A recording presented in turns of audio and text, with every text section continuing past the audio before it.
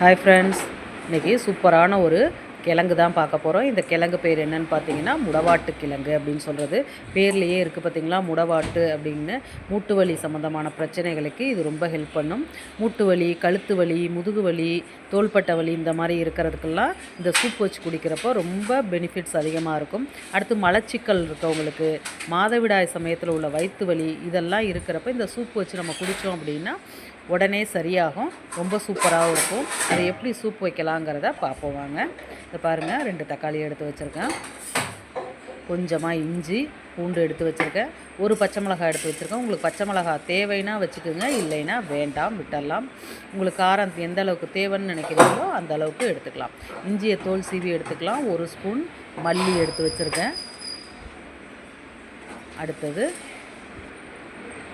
பாருங்கள், ஒரு 2 சின்ன பட்டை, ஒரு 2-3 கிராம்பு, ஒரு பெரிய வெங்காயம் எடுத்திருக்கேன். இதுக்கு சின்ன வெங்காயம் போட்டால் தான் நல்லாயிருக்கும். சின்ன வெங்காயம் இல்லைங்கிறதுனால ஒரு பெரிய வெங்காயம் எடுத்திருக்கேன். நீங்கள் சின்ன வெங்காயம்னா ஒரு 4-5 சின்ன வெங்காயம் உரித்து எடுத்து வச்சுக்கோங்க. அடுத்தது பார்த்திங்கன்னா மிளகு கொஞ்சம், சோம்பு கொஞ்சம், ஜீரகம் கொஞ்சம், எல்லாம் அரை ஸ்பூன். நீங்கள் எவ்வளோ சூப் வைக்கிறீங்களோ அதுக்கேற்ற மாதிரி கொஞ்சம் கருவேப்பிலை எடுத்து வச்சுருக்கேன். இப்போ அந்த முடவாட்டு கிழங்குல உள்ள மேலே இருக்க தோல் எல்லாத்தையும் சீவிட்டு நல்லா வெள்ளை வெள்ளையன்னு எடுத்து வச்சாச்சு. இப்போ இது எல்லாத்தையும் நம்ம அரைச்சிக்க போகிறோம். நம்ம சும்மா சூப் போட்டு எடுத்து வச்சோம்னா எல்லாத்தையும் பொறுக்கி வச்சுருவாங்க, நம்ம குடிக்கிறதுக்கு யூஸே இல்லாமல் போயிடும். அதனால தான் இப்போ எல்லாத்தையும் நம்ம அரைச்சிட்டோம்னா அந்த கிழங்கோட சத்து எல்லாமே அரைக்கிறப்ப மாவாக போய் நம்ம சூப்லேயே இறங்கிரும். நம்ம அப்படியே குடிச்சிடலாம். அந்த கிழங்கோட எல்லா எசன்ஸுமே நம்மளுக்கு போயிடும். அதே நம்ம கிழங்கை தட்டி போட்டெல்லாம் சூப் வச்சோம் அப்படின்னா கிழங்கை எடுத்து வச்சுட்டு தான் நம்ம சாப்பிடுவோம். இப்போ எல்லாமே நல்லா நைஸாக அரைச்சாச்சு. தண்ணி கழுவி உங்களுக்கு எந்த அளவுக்கு சூப் வேணும்னு நினைக்கிறீங்களோ அந்த அளவுக்கு நீங்கள் தண்ணி ஊற்றிக்கலாம். இல்லை நிறைய கட்டியாக இருக்கிறதுனால எத்தனை பேருக்கு வைக்கிறீங்கிறத பொறுத்தும் நீங்கள் தண்ணியும் ஊற்றி கிழங்கையும் போட்டு அரைச்சிக்கலாம். இப்போ அதுக்கு தேவையான உப்பு நம்ம போட்டுக்கலாம். அடுத்தது அதுக்கு தேவையான கொஞ்சம் மஞ்சத்தூள் போட்டுக்கலாம். ஏன்னா மஞ்சத்தூள் நம்ம போட்டு அரைக்கலைங்கிறதுனால இதில் நம்ம போட்டுக்கலாம். ஒரு 1/4 ஸ்பூனு மஞ்சத்தூள் போட்டுக்கலாம்.